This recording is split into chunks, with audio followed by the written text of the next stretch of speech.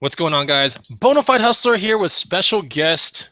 Tanya with Thrifty Treasures. All right, so welcome to the show. Today, we're talking about how to make money from garage sales. Of course, if you're looking at this is episode 1 or 2, this is essentially episode 2.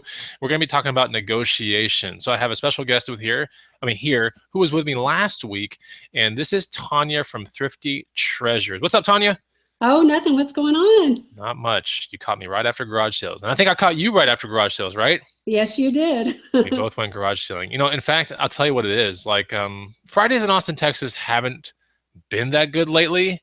But last week's show with Tanya, she was like, "You don't go out Fridays. Fridays are the best." And I was like, "Oh, okay." Like yesterday, I was like, "I'm gonna look up Friday garage sales."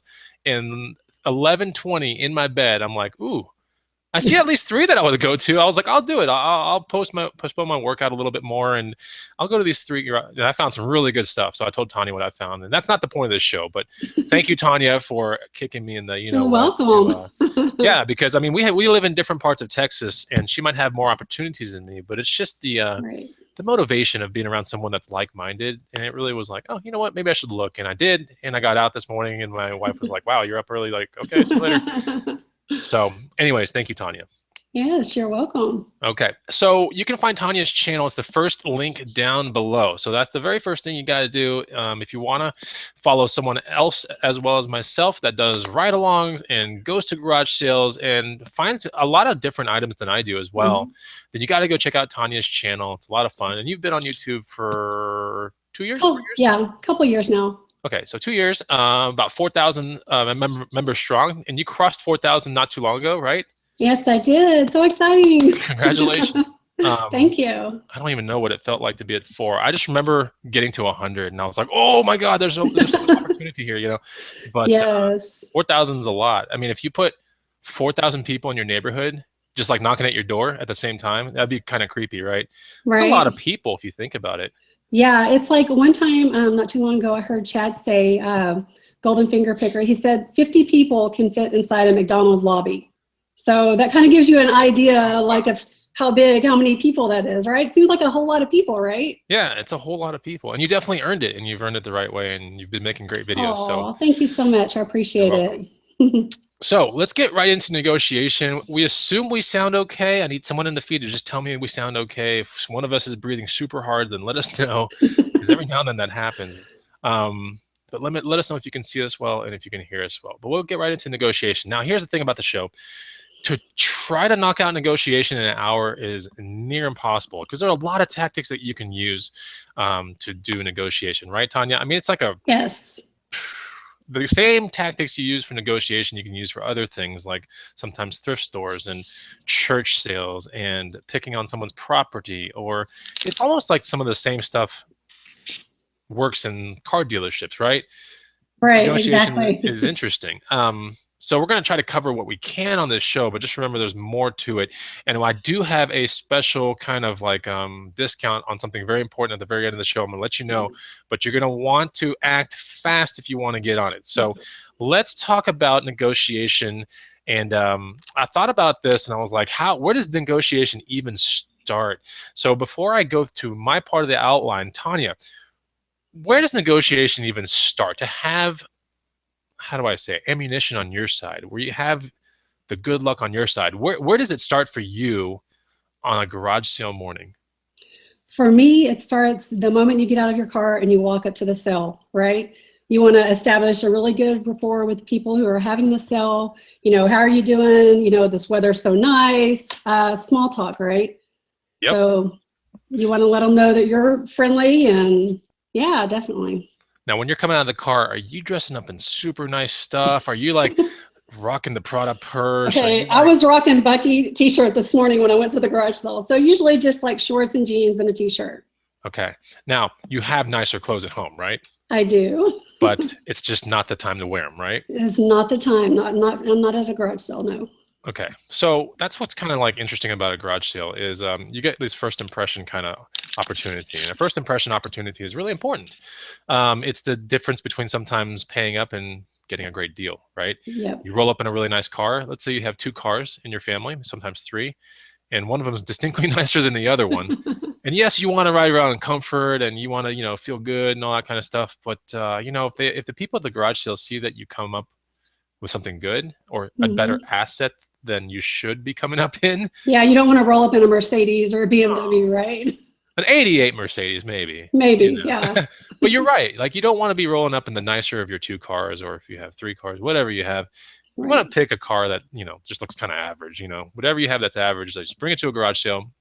So it starts with, like Tanya said, it starts with how you dress. You don't want to look the part of someone that has a lot of money. It's very important. Right. Even if you have a lot of money.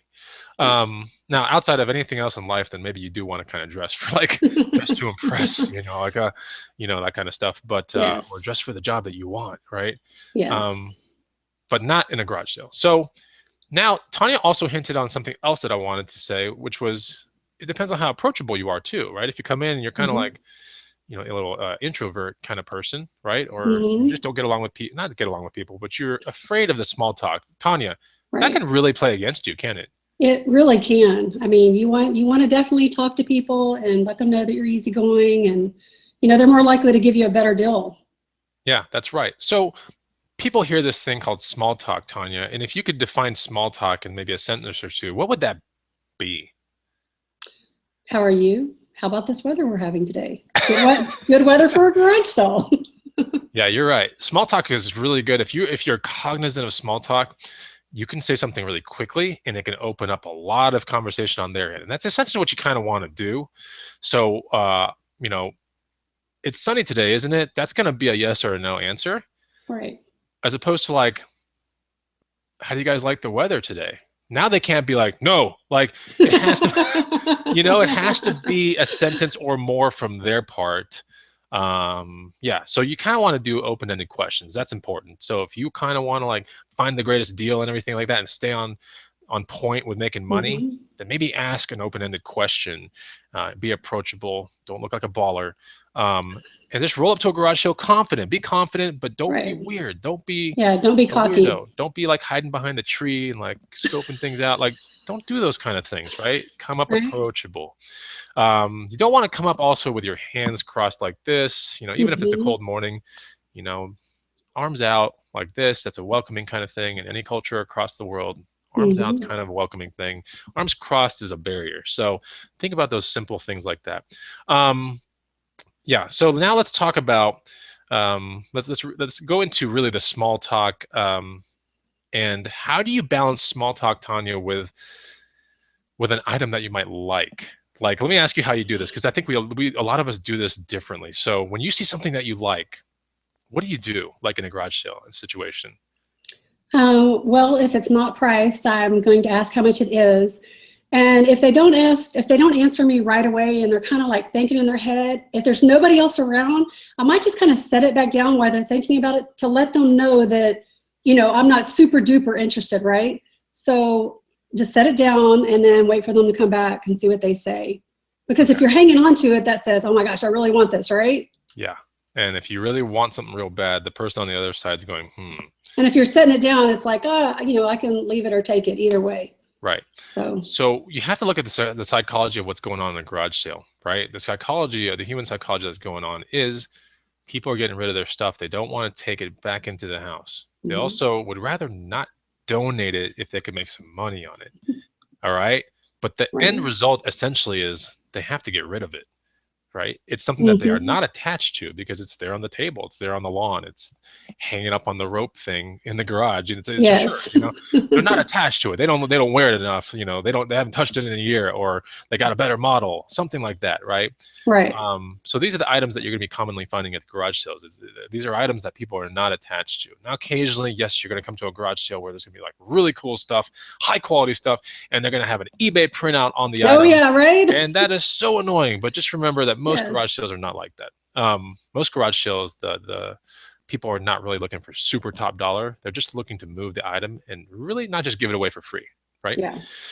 So that's what's going on, right? I want to mention someone in the feed right now. We got a lot of people in here. We have Adam, Brian Huntsman. We got Lonnie with Garage Flips. What's up, Lonnie? And we got more people in the feed. Let me just say hi to some people. We got Ronnie parts pickers, Patricia, Jason Kreider. Good to see everybody. So I like how you said if you like something, don't bring it close to your body. Really, you don't want it in your hands Yeah. at all, because How much is possession. that? Yeah, like possession is a very important thing. Like human beings can pick up on possession type things. Like if you're like, what the hell are you talking about, bona fide? Well, think about what's really important to people when you look around and you're like going through a shopping mall or whatever. What do people have in their hands? You know, they have what they just bought. They're attached to it. They have their cell phones in their hands.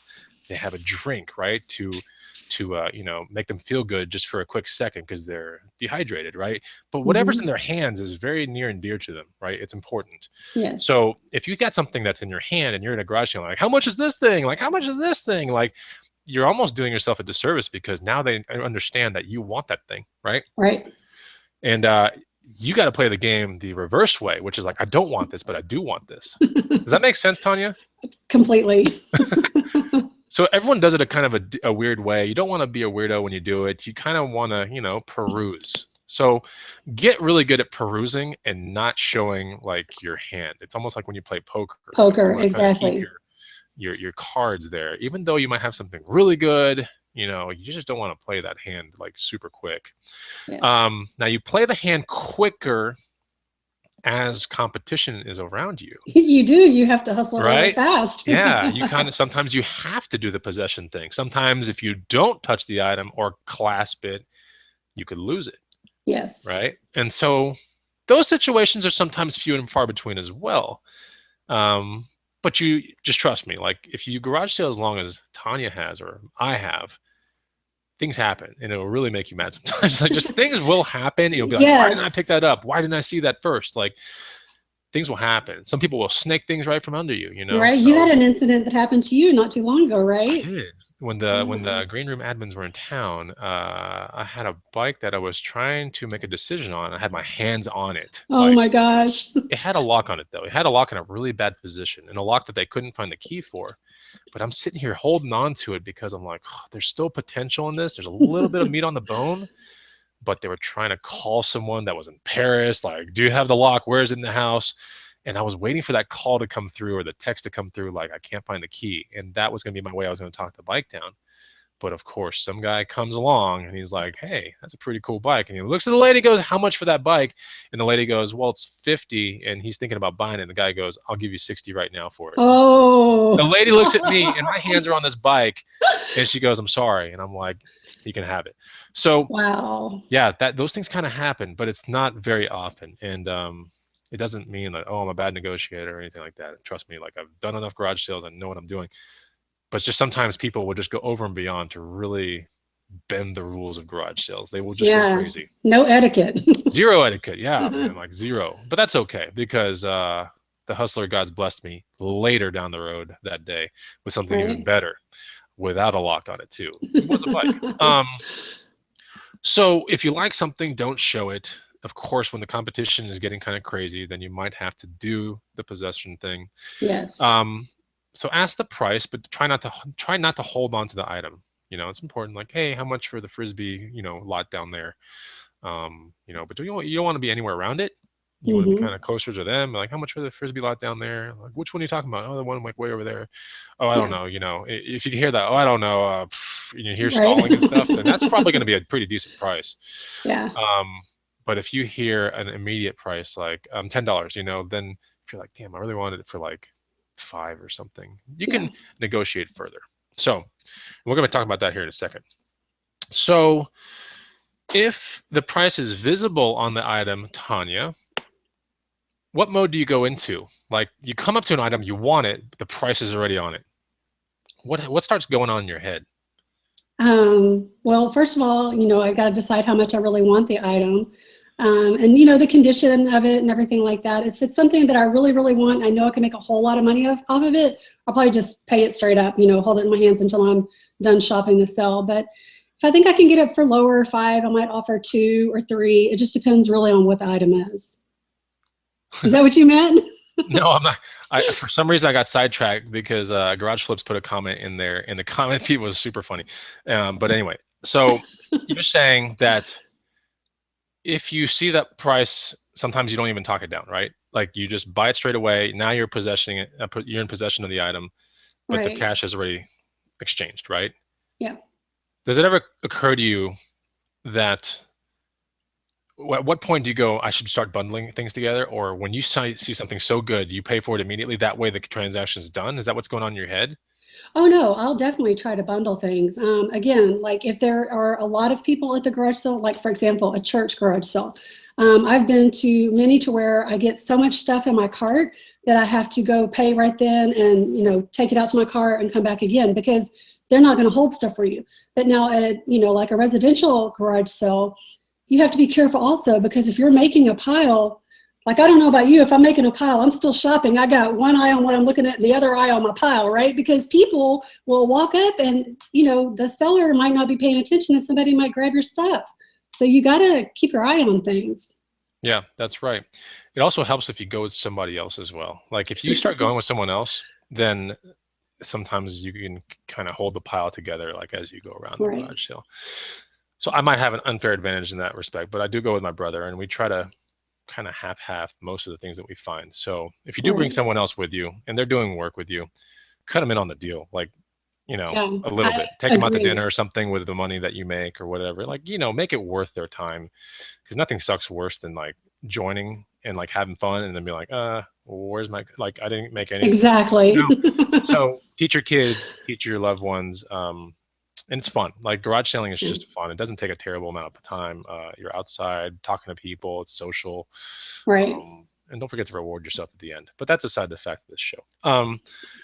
So now I like how Tanya said that if a price is really good enough, you buy it, right? And now here's kind of a caveat to that. So if this happened last weekend.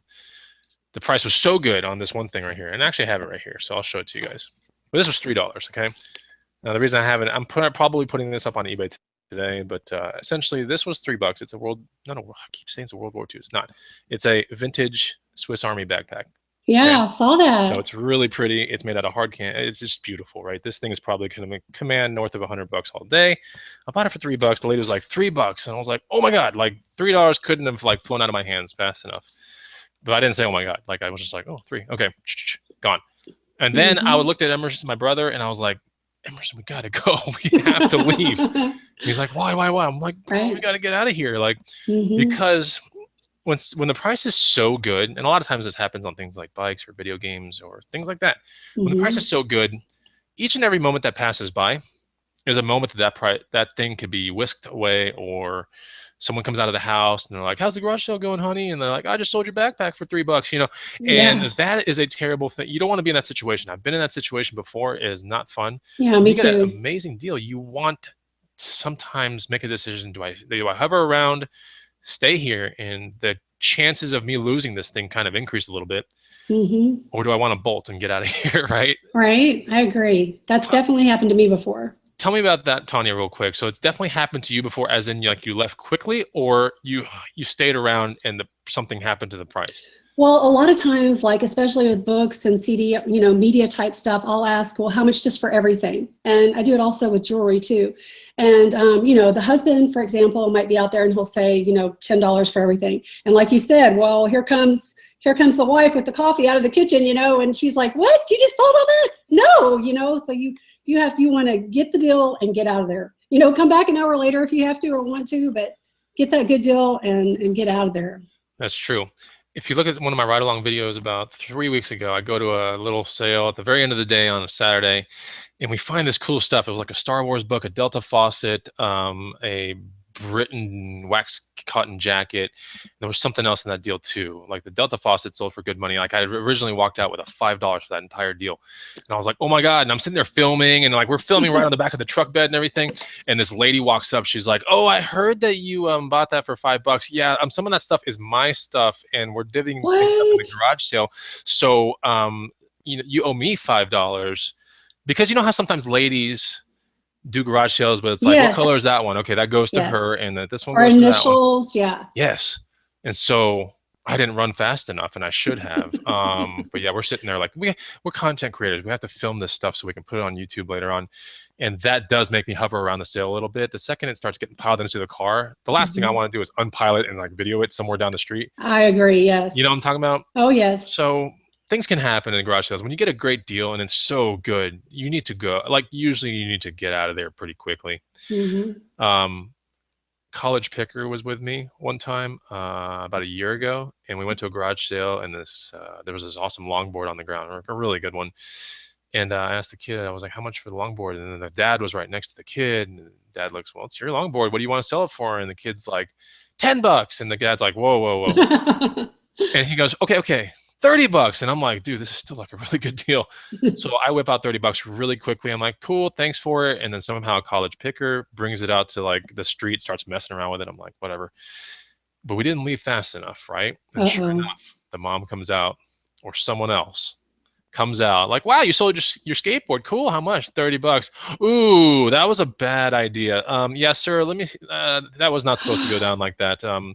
I need to have the longboard back. And I was like, oh my gosh. and then, like the same, like while that's going on, College Picker Eric is like doing like a 180 in like the driveway and skidding it. And I'm like, oh my gosh, this is very awkward. I found that was the only thing I wanted in that garage sale, and I was going to throw it on Craigslist for like $120. And of course, that's how we make money, things like that. Yeah. You know? So, you know, and people were like, wow, you take advantage of a little kid. It's not like the dad was there supervising it. Yeah. But the mom thought it was even worth more than the dad thought. So anyway, it was just really weird. So when you negotiate, you get a great deal, just try to get out of there. It's very important. Right. Because once you're out of there, morally, it doesn't matter anymore. Like what happens? Right. They don't have your number. They can't find you. That's right. They just have your license plate and the general direction your car went. I've never had anyone follow me yet. I haven't either. No. So that's good. Okay, so let's talk about, here's another thing about negotiation I wanted to bring up. So if you're thinking about the price and looking like you're contemplating is really an interesting kind of thing to do while it's like subliminal negotiation. It's like negotiation that has 0 words attached to it. When you're silent and you're kind of like, that can get kind of uncomfortable for the other person, because now they're like, well, you don't want my item? Like, what's wrong with it? Like, why don't you want to bring this thing home? It's a great deal. And if you sit there like, the more times you can do that and get silent and play that card, you'd be surprised what they say. It could be like a $10 item. And you're like, well, how about 5? You ever had that happen? Like, you sit there, but if you just pay $10, or even be like, how about 8? So you got to play the silence card a little bit. You ever do that, Tanya? Yeah, sometimes. Definitely. Yeah, it's an interesting card to play. I play it when there's definitely no one around. If there's no competition around, I can play that card pretty good. And E-Money, my brother, like we'll ha each other, like looking at each other, like ha, I don't know, and he'll do the same thing, like start breathing all weird, and the person that's looking at this whole thing going down, which is basically a show at this point, because my brother and I are just like egging off each other, like I don't know, man. And the person always goes, well, what would you offer? Or like, how about this? And so that uncomfortable silence and the hum-has are a very important thing to kind of try out. So think about it for a second. And it's not just something that, I just found out about it last weekend. Trust me, I've been doing this for like forever. I had something happen to me recently. I was at a garage sale, and I love to pick up the lava lamps. Lots of times I'll keep them, but sometimes I'll put them in my booth, and they were really good ones. And so I asked the guy, I said, how much, for both of these lamps here? And he said 15. And I was like, would you do 5? And he said yes. He was like totally okay with $5 for that. So yeah. So you pulled the card, huh? I did. It's a good card to pull. It's fun. It's just fun because it just shows that you are in control of your money. Yep, you have the power. You have power, and you're not impulsive. Right. Impulsive is what kills people, man. That's the worst thing. Okay, so now let's talk about something. If there's there's all kinds of people in the feed right now. What's up, peeps in the feed? I see you all. Jerry T, hey, Chris and Tanya. Great show as always.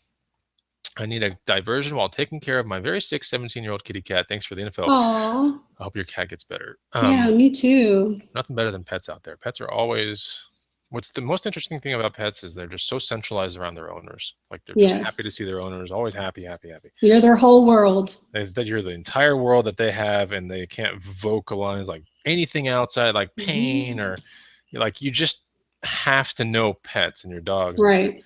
to figure out what they're trying to tell you, and they are communicating. Trust me. And also, in addition, pets are a great way to establish a rapport when you're walking up to a garage sale too. Because I don't know about you, but I am a big animal lover, and if there's a dog there and I don't know what kind it is, I'm going to want to talk about it and show the dog some love and pet it. So it's a great way too to establish that relationship. Yeah, if you have a dog phobia, probably don't want to do that. But if you have a non-dog phobia like Tanya, then you'll be just fine. Don't go to pet like I've never found a weird dog at a garage sale that like offsets the entire tone. Like they're all nice dogs. You notice that? Yes. Always nice dogs. Okay, so if there's no competition around, things start to change a little bit. If there's no competition around and your plans are a little bit more open, meaning maybe it's the tail end of the day and it's not rapid fire like neighborhood-wide garage sale season. So it's not garage sale, garage sale, garage sale, garage sale. It's like garage sale, maybe like a couple miles garage sale. So if there's no competition around and you have a split second to spare down there, I like to do things like ask the person if the item works. If it's an item that needs batteries or something, like does it work? Does it work properly? At that point, if the person knows it doesn't work properly or the tape in the boombox doesn't work right, they're morally obligated to tell you that thing. Oh, right? Yeah. You're not going to find someone like, oh, just like totally lie about it. And then you come home, even though that's happened to me. It's very like, if you go, does this thing work properly? If you do know that it doesn't, now you have like to say it, right? Also, if there's no competition around, you may want to test the item, right? So it's not really negotiation based, but this is more like if it doesn't test out, then you can talk the price down, okay? Or if something's not working right, like you're with a camcorder and you're trying to get the tape to eject and stuff, and while broken camcorders still sell for good money, it's like a different tier. It's like a broken one, 30, 40 bucks, a working one, 80 to 100 plus. So you have to start, if you have some time, test the item out or like ask them, does this thing work properly? If the guy tells you, it ejects kind of funny sometimes, so you should start thinking, all right, this is broken category on eBay. Like that's the first thing that should come to your head. Definitely. You should be thinking prices. Yeah. The more things that are wrong with it, the more that works to your advantage. Yeah. That's right. And the less the price will be. Exactly. So play the issue as an advantage and use silence a lot too. That also works a lot with like an item that has issues. Silence and the hum-ha's like really work well because the person realizes that, okay, like I'm either donating this thing or I can get a couple bucks from this dude with, Yeah. So, okay. So let's go into the feed for 1 second. I want to...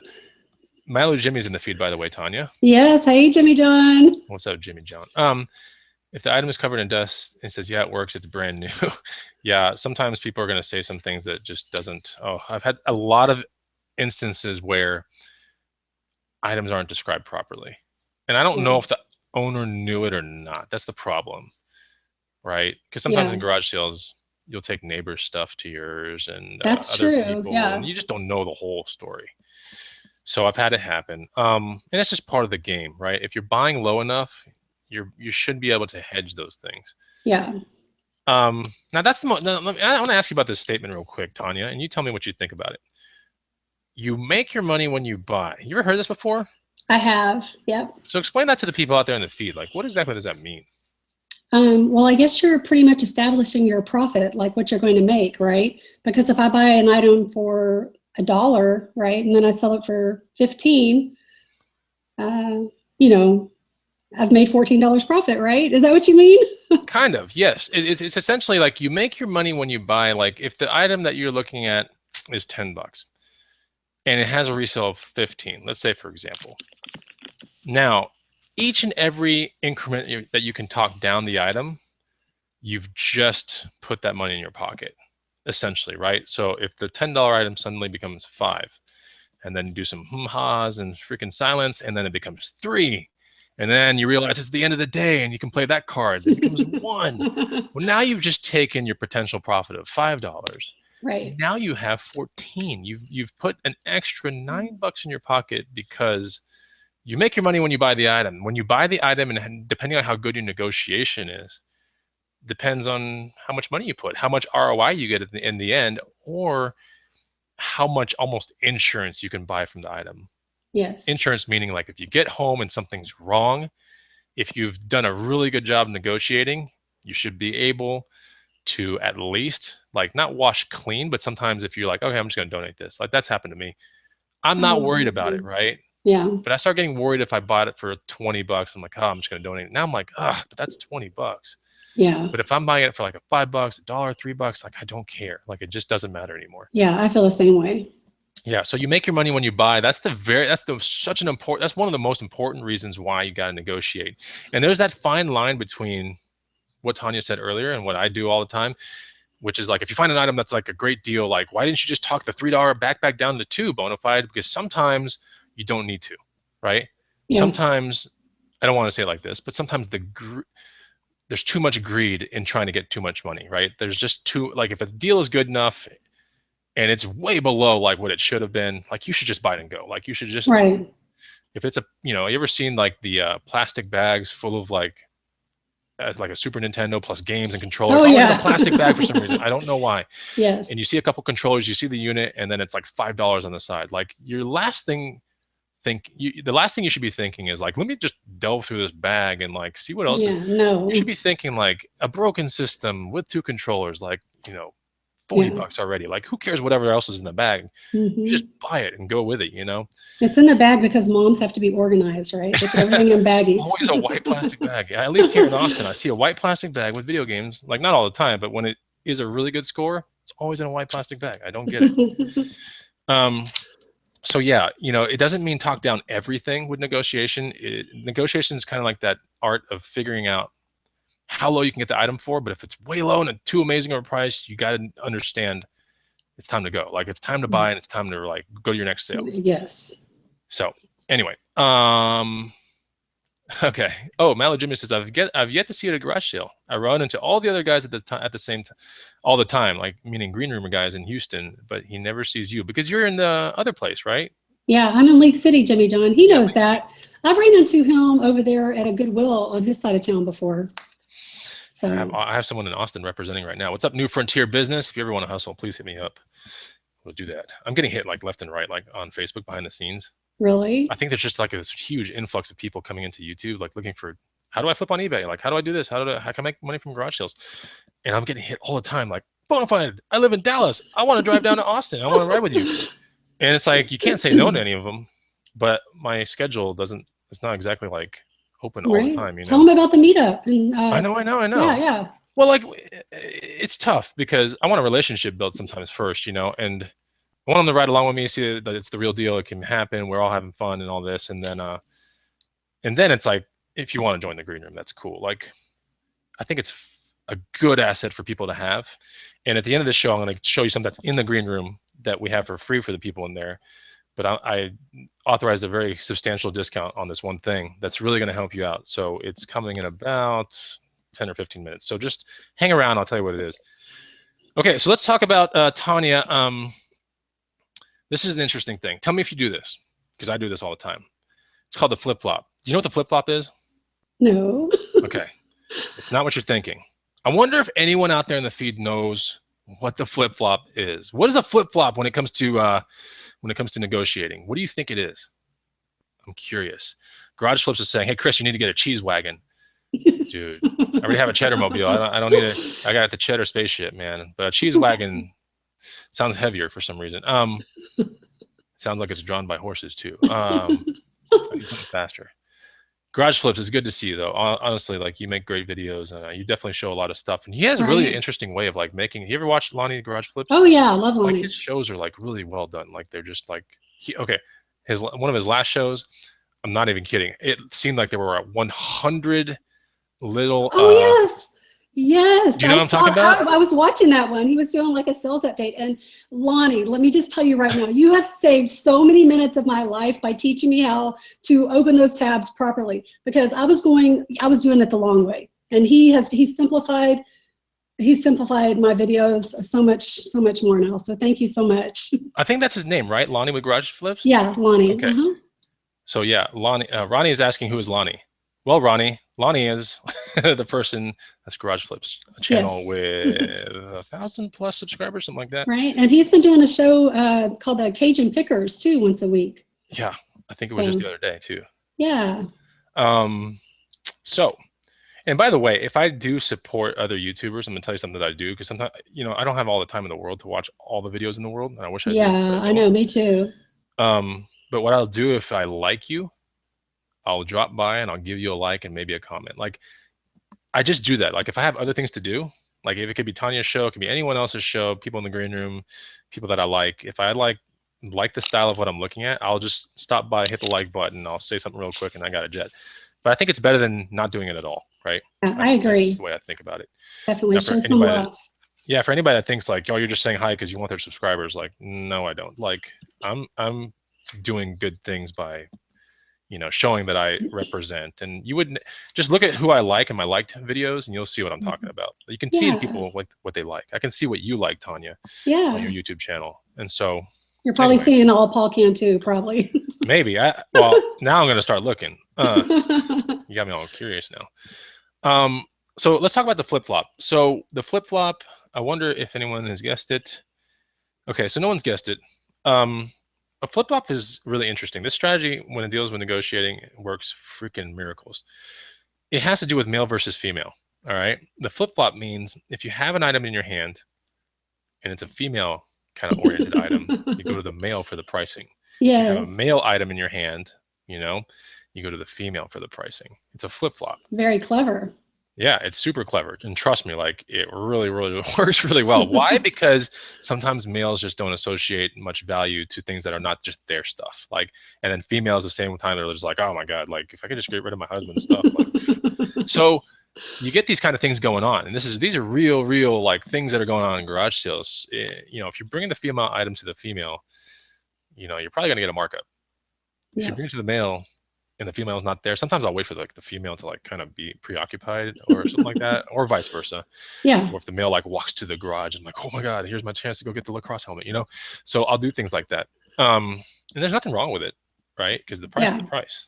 Like, but that's just a technique that you can do. It's called the flip-flop. Yeah. I coined that, by the way. Don't you be ripping it off. No, I don't care. Right. You guys can rip it off. I don't care. It's a really good strategy. There's another strategy called bundling. Like I said, we can't do all this in one show. It's like impossible. So bundling is when people think of bundling, I think a lot of people think American Pickers, that Frank guy, you know? Yeah. The shorter guy, you know, that like always like, bundle, right?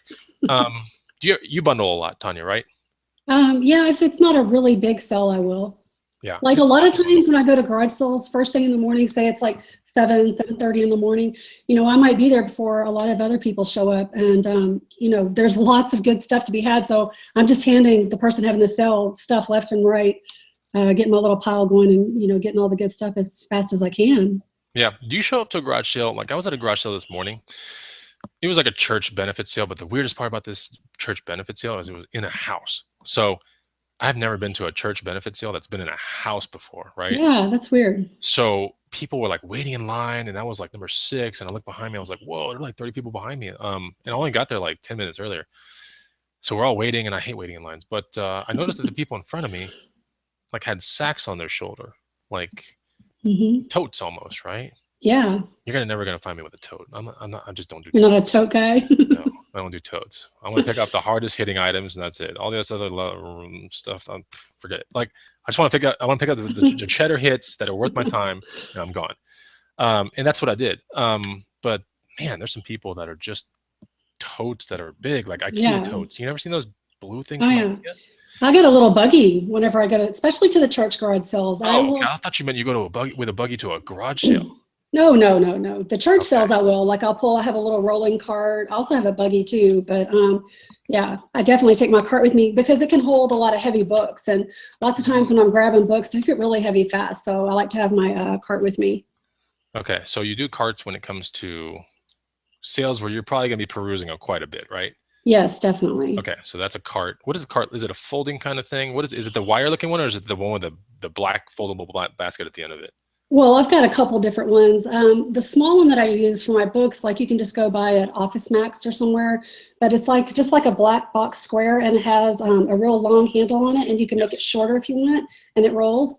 And then my other one is just it's like a black, like a buggy cart, and it's really useful too. I use it in the summertime to go to the pool with my kids. We put all our stuff in there, so it does double duty. It's an actual cart? Yeah. Does it fold? Yeah, it collapses. Okay, and you put this in your SUV? Yes. Okay, so you can okay, I get it. I get it. That's pretty cool. Does it have like 4 wheels or 3? It's got 4 wheels, and it's really handy too for my antique booth because I'm always carting stuff in. Yeah. Okay. So I don't have to make so many trips. That's definitely a way to look like a reseller, though, isn't it? Right? I'm hardcore. If you have a cart, I think people figure out what you're doing. Yeah, I don't mess around. Yeah, but one of the best things about bundling, right, Tanya, is sometimes they're like, yeah, put stuff in a bundle, right? And you only kind of find out that you can put stuff in a bundle after, like, how do I say it? You find a lot of things, or how much is this? How much is that? How much is this? Like, that gets really repetitive, and that's kind of stupid. Like, you want to, if you find a lot of things that you kind of want, like, you come to a garage sale or, one of these big church sales, and you're like, I know I'm going to find a lot of stuff. Mm-hmm. Sitting there going, how much is that thing? How much is that thing? How much is that thing? Like, that's the wrong thing to do. Yeah. I'm just handing it. Yeah, I'm just handing it to the seller or making my pile where they told me I could put things, and then we'll negotiate after I'm done shopping. Yeah, that's right. And you want to negotiate with the person that like really looks very less involved with the whole entire operation. If you try to like negotiate with the person that's like, okay, everything has to run by me and my little like cash drawer, then it's like, go to the person without the fanny pack. Yeah, exactly. And then you'll get a really good deal. Get to someone that wouldn't know about the items that are in your pile, right? You don't go to the sporty looking dude if you got a bunch of sporty stuff in your like. Go to the person that does not look like they care about sporty stuff. Exactly. And, and there's nothing wrong with doing that. It's just I wouldn't say it's basic. It's kind of like, you'd be surprised how many little things you can pull out of your pocket. There's so many ways to negotiate out there. I'm telling you guys. But bundling is definitely one of those good things. I like your card idea. That's pretty interesting because almost every time that I'm at one of those situations where there's a lot of items and I know I'm going to find a lot of stuff, they have that kind of centralized location in the front where everyone exchanges money and you get to walk out. But they have holding areas, right? Yes. And if you're at the far end of the sale and you're like, dang it, I don't have a cart, like I gotta go back to the holding area, drop this off, then I gotta go back out there and like drop that off at the holding area. That's wasting time. So I like your cart idea. Yeah. I might have to get myself a little cheddar cart, man. Yeah, you need a cheddar cart, Chris. I do. I'm actually going to put a piece of cheese, like a cutout of it on the front, man. I'm telling you, like I don't play around. There are a lot of people, all the people in Austin that seem to know who I am are usually pretty much in the green room. Like they just know me. Does that happen to you often? Like when you go to a garage sale? All the time. Really? I've never had that happen to me at a garage sale. All the time I see green roomers at garage sales. It's fun. It's fun. And I don't ever, we share what we found and stuff. And there have been times where I've been like, dang it, like beat me. But there's enough for everyone out there. That's just one of those things. I don't ever get irate. Yes. I don't ever get like, dang it, like why did I create the green room? Like I don't ever get like that. I just get, I don't know. There's enough for everyone. There really is. And it comes down to when you showed up. If someone beat you to something, you should have woken up earlier. You should have planned better. Like, yeah, I agree. It's just what it is. Do you ever run into people like you run into resellers every now and then, right? Sometimes, but then again, I can also just kind of tell when I see a reseller, especially like with the books, if they got their phone out, they're like scanning. I know what you're doing. Yes, you're right. This morning when I was in a garage sale, like they finally opened the doors to the house. That's a church garage sale. And the lady's like, every room's got a theme. And like the backyard's got backyard stuff. And there's like a child theme in this room. And I'm like, I'm not going to that room. Right. I saw through the windows the room I wanted to be in. Right. And so I'm like racing around. And I'm not racing. I'm not like elbowing anybody or anything like that. I'm going through there. Right. This guy, I get around the CD area and I'm like in the clothing area and then like the used modems area, right? That's every garage sale you'll find a used modems area of modems that no one cares about, guaranteed. Or a coffee machine area of basic coffee machines that no one cares about. Don't be buying those things, by the way. But this guy comes up to the CD area and he looks at it. I was going to put this in the green room because there's a big learning experience to this thing, but I'm going to share it with you guys real quick. But he goes to the CD area. He's a kind of a hefty dude and he's got glasses and he does the whole, like, I don't know, like sometimes people like they put down the glasses, put them up. I don't know if it's because they magnify different ways, right? Is that what Yeah, it maybe is? like bifocals or Yeah, something. bifocals or something like that, right? He's sitting there like this, and he goes, "Oh my gosh, $2 for a CD? Pfft, I'm out of here." And I was like, "Dang, this guy must be a reseller." He looked because he went right for the CDs, like directly for him. And there are certain resellers that are like that. They'll go straight to the books, they'll go straight to the CDs, straight to the media, straight to whatever. Right. But I'm like, dude, and he just like left the garage sale. I'm like, you are going to garage sales in the city of Austin on a Friday, only looking for CDs. Like, this is a really, really bad. Yeah, Like, learn some other definitely. things, man. Like, I didn't tell him anything, but it got me thinking. I was like, gosh, Yeah, you could be he's your own missing worst out. enemy. Yeah, you can be your own worst enemy if you don't learn how to negotiate, if you don't know about items to resell. You could easily be capping yourself off. Like, Yeah, I don't limit myself in any area. I sell all things. So, yeah, and I'm learning about a lot of the sporting equipment from you as well. Stuff that I never even would have thought to pick up, like the backpack you showed it earlier. yeah. So that's a great find. Did you see the golf post I put in the room the other day? Not the golf post, but the Innova frisbee thing.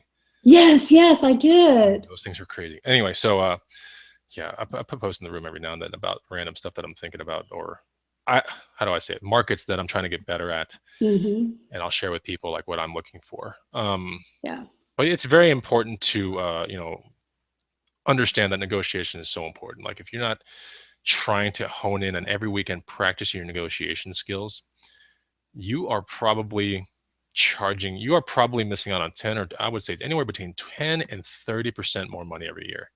right. Honestly, like, if you're not negotiating, you're costing yourself 10 or 20, Yeah, 30%. and you have nothing to lose. You're never going to see these people again. Yeah. So, Well, some of them you do. well, you might. You never know. I year after year, I go to certain garage sales. We're like, "Hey, what's up? You're back." I'm like, Right. "Oh man, this guy The knows I'm a same reseller." people. Yeah, the same people Yeah. always have sales. And like So, this happened when Eric and Steve were in town, but I went to a garage sale. I'm like, "Oh God, I know this guy." So like I walked out and he's like, "Hey, what's up? How are the video games?" And I'm like, "Which ones did I buy from him?" I was like, okay, I got it. I was like, those, okay. And then I was like, "Man, how's everything?" Whoa, you have a kid now, and like 1 year passes by and so many things change. And that's one of those opportunities, like Tanya was saying. Sometimes there's some time for small talk, and sometimes there's some time for other talk. Maybe yeah, you like what's in their garage, like a really cool classic car. Maybe you like the tree that's in their yard, or like their house and the property. Sometimes there's life is not all about money and like hauling ass everywhere. Sometimes it's yeah. about building relationships. Because I remember that when I got those video games from that guy, they weren't at the garage sale. We were talking about stuff, and he eventually asked me the question, "What are you looking for today?" And I was like, Nintendo games. I mean, not. I said video games, just nothing Atari, because that's what I always say. When I say nothing Atari, then they start realizing that's pretty much everything out there. I just don't care about Atari. I really don't. But he was like, "I got some stuff in the back. Maybe you'll like it." And that's what led that. But if I had just been like, "How's the weather? Cool. All right, see you later." Like, I would have never got Right. to that conversation. So Yeah, sometimes you have to slow down. Tanya, do you ever slow down? yeah, And definitely. when you slow down, what is it? Is it a dog? Is it a lemonade stand? Is it some cookies? And what is it that like? All of the above. Okay, so everything. Yeah, and not too long ago, I went to a garage sale and they had, I like the Doors, the band. And so they had like this, and it was theirs, they weren't selling it, but this like big, like framed picture, and it had like a record in there. It's in one of my ride-alongs. I filmed it. And it was just really neat to see something like that. And you run into all kinds of people and the things that you're going to see. Like you said, even if they're not selling it, you can check it out and see what they have. Yeah, that was one of my negotiation things too, is asking about other stuff that's not in direct sight, or might not be Yes. for sale. So not in direct sites, like the video game thing, right? Or when was the last time something that wasn't in direct sight, but you asked about it and it was there? Like, Tanya, can you Okay. recall something where that Yeah. happened? It happens every time I go to a garage sale. So I always ask, do you have any jewelry or books? If they're not out, especially the jewelry, I'll ask.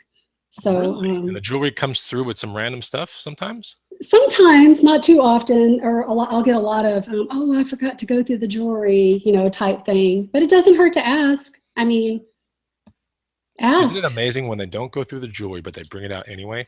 Yeah. And now you're like, ooh, Yeah, because they not didn't take the priced. time to, yes, exactly. Yeah, I love that. That's a good feeling. That is when they bring Yeah. it out and they haven't thought about the And pricing or say it anything. quietly. Shh, say it quietly because you don't want people around you to hear it, right? Yeah, don't bullhorn the jewelry thing. Yeah, and some other things that are maybe you can ask about other things that are in sight. I won many amazing scores just by, hey, what about the bikes in the garage? And clearly the garage sales outside of the garage. Like I'll be like, what about those?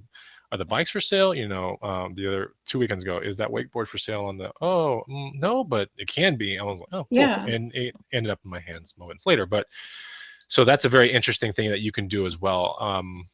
Of course, when it's just flying from garage sale to garage sale, then sometimes you have to go a little quicker. But just remember that that's out there. So I did want to take a second, and we have 93 viewers in the house, guys. First link down below is Tanya's channel, so go check that out on YouTube, Thrifty Treasures, and that channel has got ride-alongs, got garage sale stuff, jewelry finds, all kinds of stuff. Go check out our channel. So that is the very first link. The second link, and I'm going to talk about this right now. Oh, by the way, Tanya, do you have?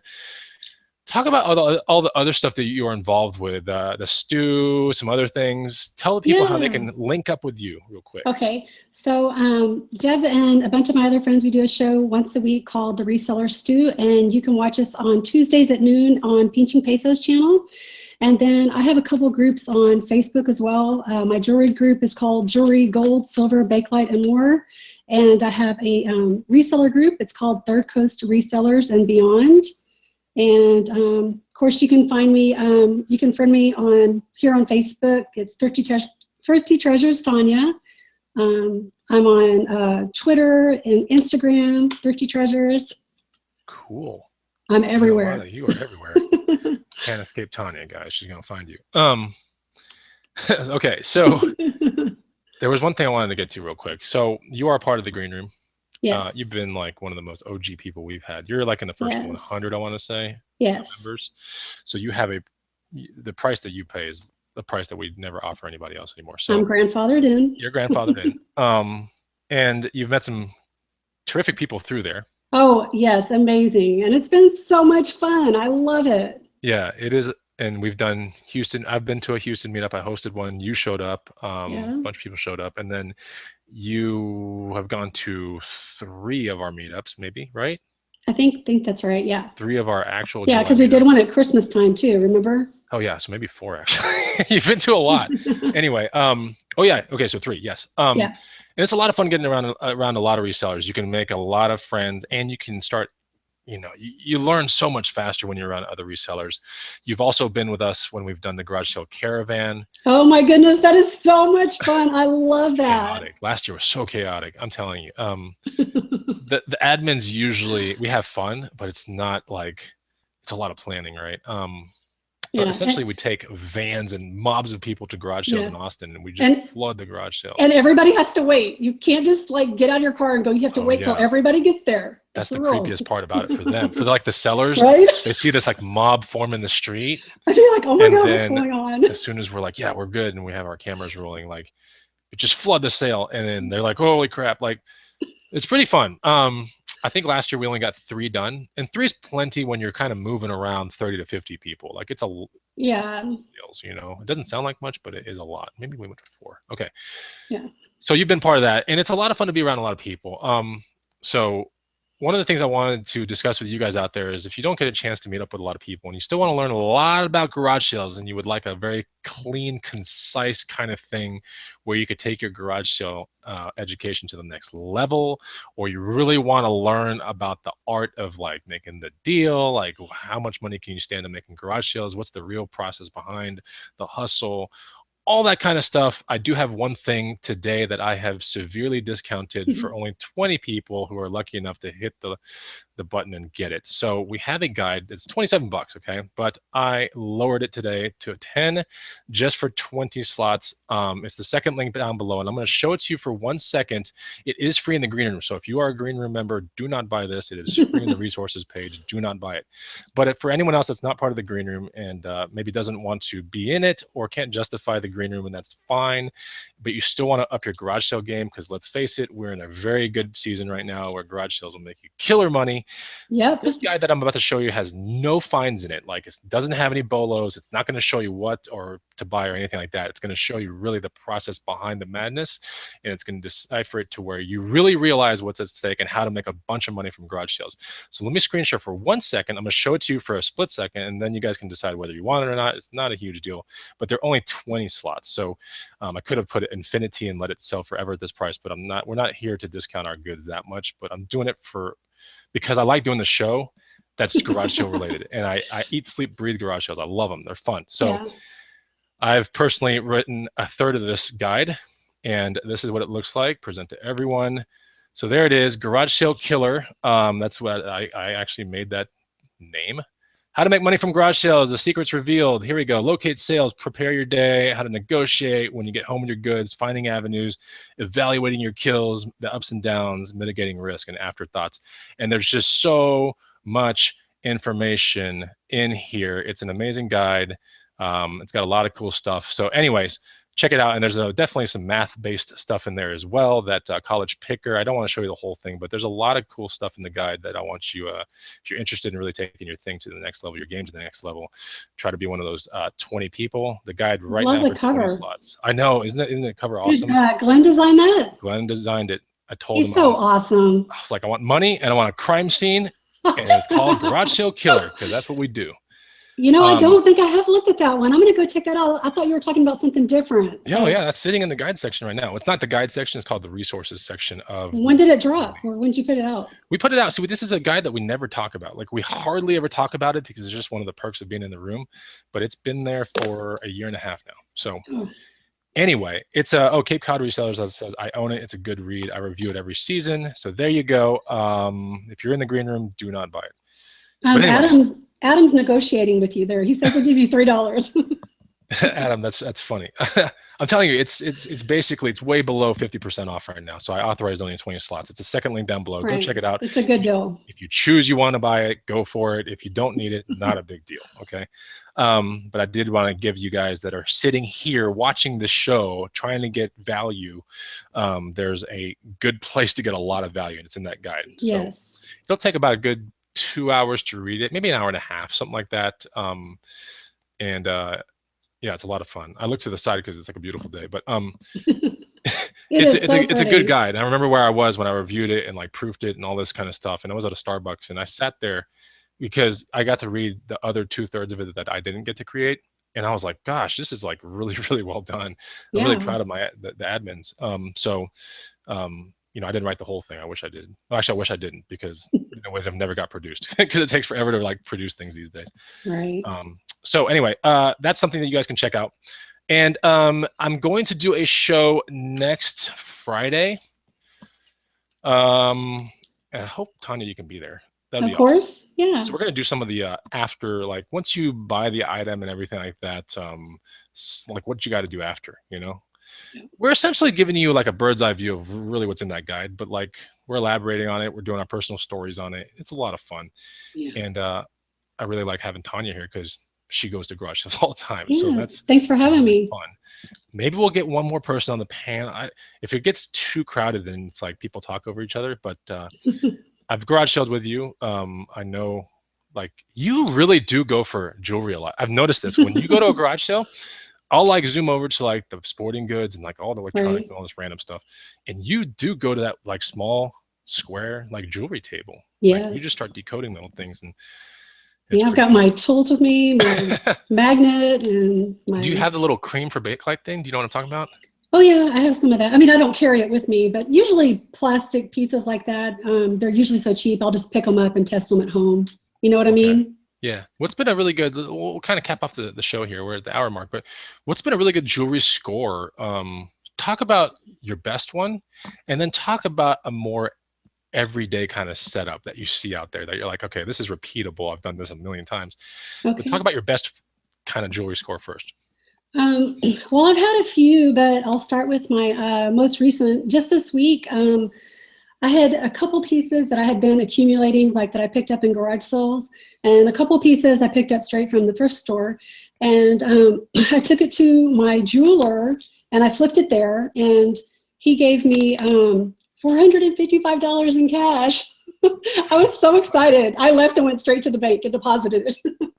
Wow. So there is so much money to be made in jewelry. I mean, How much did you bring the person? A pound and a couple, like 8 ounces? How many ounces did you bring this person, or what did you bring him? Well, it was different carats of gold. Like there was some 18 karat, some 14 karat, and 10 as well. But my really big score was a necklace that I had purchased, and I think I posted this on my Facebook a couple weeks ago. It was a necklace, and I paid $20 for it at one of the thrift stores, and that piece alone was worth $200. How So much did you pay for it again? I paid 20, and it was like 11 grams of 14 karat gold. Oh, wow. So yeah. So if someone wants to learn and kind of decode jewelry a little bit, you definitely know your stuff between like plated and carats and like all that kind of stuff, right? I am definitely not an expert. I am always learning. I learn stuff, new stuff all the time. So definitely not an expert, but I would love to help any of you. If you have any questions, I can give you my best spin on it. Um, I will tell you something really interesting real quick. One of my friends I thrift with locally, he told me that a long time ago, I guess like when immigrants would come over here to America, that they would actually paint their jewelry, their gold, lead color so that they wouldn't get robbed. And that was the most interesting thing to me. Have you ever heard this? No, now you like maybe you want to look at like fishing lures and like, is this like a piece of gold or something like Right? You never know. But I thought that that's was crazy. interesting. Yeah. So it's like a way to trick people. Yeah. So they Like wouldn't get robbed. I'm Yeah. not a baller. It's like wearing a t-shirt over like something really expensive. That's Right. interesting. Um, so that's your good flips. What's a little bit more every day? Is it 925 silver? Like you kind of find that every now and then. James Avery stuff, some Tiffany Yeah, stuff. well, James Avery is the exception, definitely Okay. without a doubt. Because right now, if you want to sell your silver by the by the grams or whatever, you're not going to make a lot of money. You're better off trying to sell your silver individually right now. However, if it is James Avery, that is a winner every time. You want to sell that single individually on eBay. As a matter of fact, I have two pieces right now that I purchased in jewelry jars. I need to get listed, and I'm hoping to make $60 or more off of each piece. So I'm really excited about that.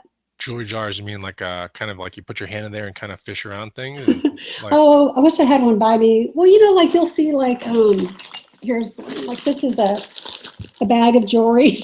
oh, Yeah, but a lot of times, you'll find them like in the glass flower vases, and it's just stuffed with jewelry. They'll put anywhere from $10 to $25 on these bags, and sometimes you get lucky and find some good stuff. But with me, I also craft with the pieces in there, and I'll sell some of the pieces in my antique booth. So I've got all kinds of ways to move it. okay. That's interesting. So let's cap off the show at this moment. Let's make sure people can find your jewelry group because this is really interesting things. And I just realized that my negotiation garage sale show is now transforming mysteriously into a jewelry show. And I can't have that happening. So how do people find your jewelry thing again so they can like link up with you and start learning some of this stuff? Okay, it is called on Facebook. The group is jewelry, gold, silver, bakelite, and more. So And more. Okay. So yeah. jewelry, gold, silver, bakelite, and more. Okay. Got it. Awesome. And then if you're in the green room, you can find Tanya, you know her last name. And Reseller Stew on what day is it? Reseller Stew. What was it? Tuesday, Wednesday? Yes, it's on Tuesdays at noon. Tuesdays at noon, Pinching Pesos channel. And I guess if people want to meet you, they can go to some of your Third Coast reseller meetup things or what? Yes, we do meetups, and we've already had one. It was a lot of fun. Thelma Thrift came, and Deb from Pink Two Pesos, and a bunch of other people. It was a lot of fun. We hit up a lot of the thrift stores, and we all had lunch together afterwards. So lots of fun. And definitely reachable. So you can find her at Thrifty Treasures on Facebook. You can find her at Thrifty Treasures on Instagram, Thrifty Treasures on YouTube. It's the first link down below. Go check out her channel, and you'll see her next Wednesday next Friday on my channel. We'll talk about more garage sale stuff. Till then, guys, take it easy, and we'll see you on the next Bye. show.